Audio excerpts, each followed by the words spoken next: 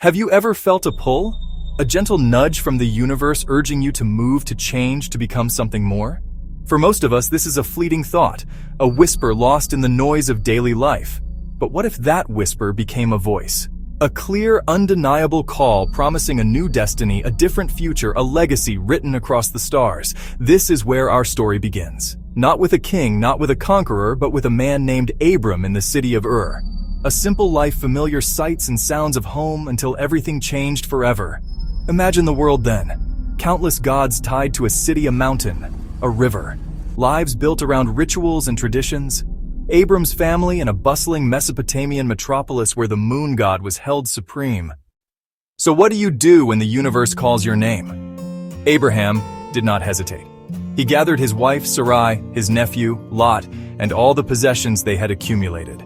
He collected the souls they had acquired in Haran, the people who had come to believe in their journey. Then, he took the first step. This was not merely a physical step onto a dusty road. It was a monumental leap of faith. He was walking away from a sophisticated civilization, from brick houses and established trade routes, and heading toward a future that was completely unwritten. He was trading the security of a city for the vulnerability of a tent.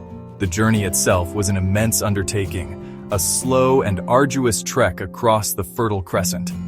They traveled with their flocks and herds, a moving caravan of hope against a backdrop of harsh and unforgiving landscapes.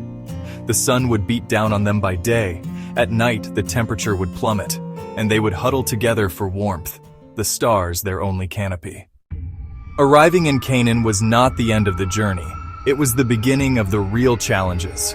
The land God had promised was not empty.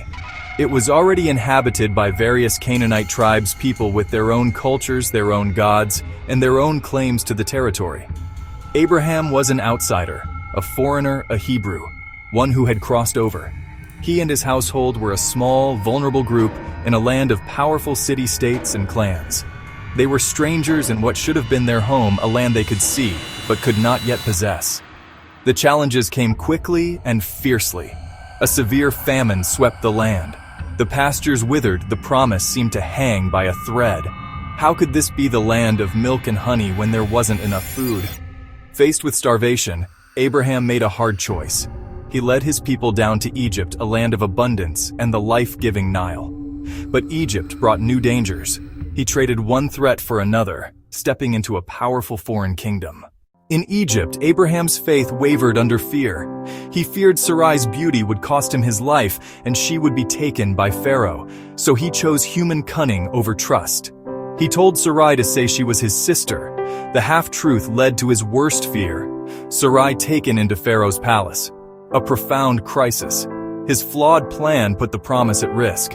Divine intervention came. Plagues upon Pharaoh's house, the truth was revealed, they were released, laden with wealth, but humbled by the experience. This episode shows Abraham's complex humanity. He was not a flawless hero, he was human. He had moments of incredible faith and moments when fear won. Yet even in failure, God remained faithful to the promise. The journey back from Egypt was a lesson. It taught that cleverness cannot replace simple trust. He returned to Canaan with livestock and silver, but most of all with a deeper understanding of the God who guided him. Transition. Years turned into a decade, and then more. Years turned into a decade, and then more. Abraham prospered in the land, livestock, silver, gold, but the core of God's promise remained unfulfilled. He and Sarai were still childless. Tents were many, servants numerous, the nursery empty. The promise of becoming a great nation, descendants as numerous as the dust of the earth, echoed in a hollow space. How could a nation begin without a single son? The weight of that unanswered prayer was immense. One night under the Near Eastern sky, God spoke to Abraham again. He brought him outside his tent. Look now toward heaven. Count the stars if you are able. So shall your descendants be. Imagine that moment. A childless old man staring into an infinite expanse of stars told his family would be countless. It required absolute, unconditional trust. To seal it, God gave a solemn ritual with sacrificed animals. A smoking firepot passed between the pieces. A blazing torch passed between the pieces. A divine signature. God bound himself to his word, the promise unbreakable. yet the waiting continued. The silence of an empty cradle can be louder than any proclamation. Sarai, old and convinced she could not bear a child, offered Hagar to Abraham. From this union came Ishmael. Abraham loved him, but it was human impatience, not the divine promise. More years passed.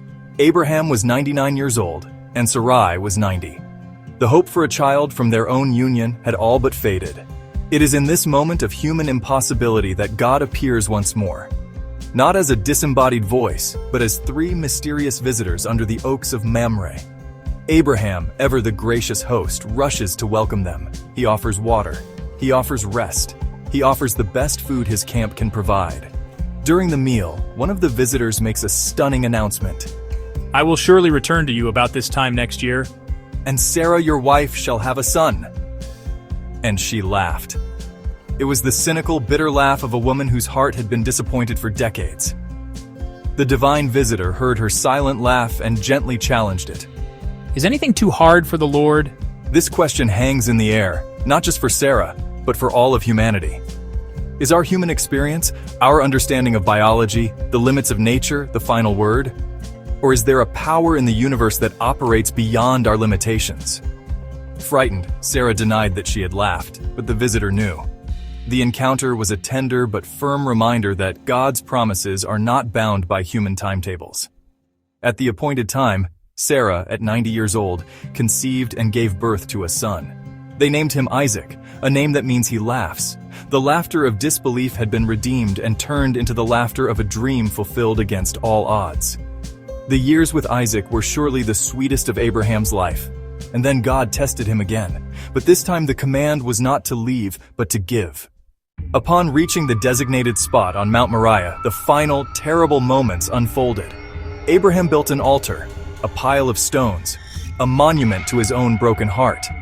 He arranged the wood upon it, his hands moving with grim determination, caught between his love for his son and his love for his God. He bound his beloved son, Isaac, and laid him on the altar, on top of the wood. The boy now understood. He was the lamb. Abraham reached out his hand and took the knife. In that single, suspended moment, all of history seemed to hold its breath. The promise, the covenant, the future of a nation, the pinnacle of faith. Just as the knife was about to fall, a voice pierced the terrible silence. Abraham! Abraham! Do not lay a hand on the boy.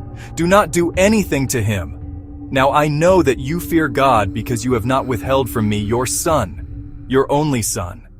The relief must have been a physical wave that brought Abraham to his knees. The test was over. He had passed. Abraham looked up and saw it. Caught in a nearby thicket by its horns was a ram. The lamb for the sacrifice had been provided. God himself had provided the substitute. Abraham released his son, and together they offered the ram on the altar instead. Abraham called that place the Lord will provide. The journey up the mountain was one of dread and sorrow. The journey down was one of overwhelming relief. Renewed promise, a faith tested by fire and found pure gold. The laughter had returned, deeper and more meaningful than ever before.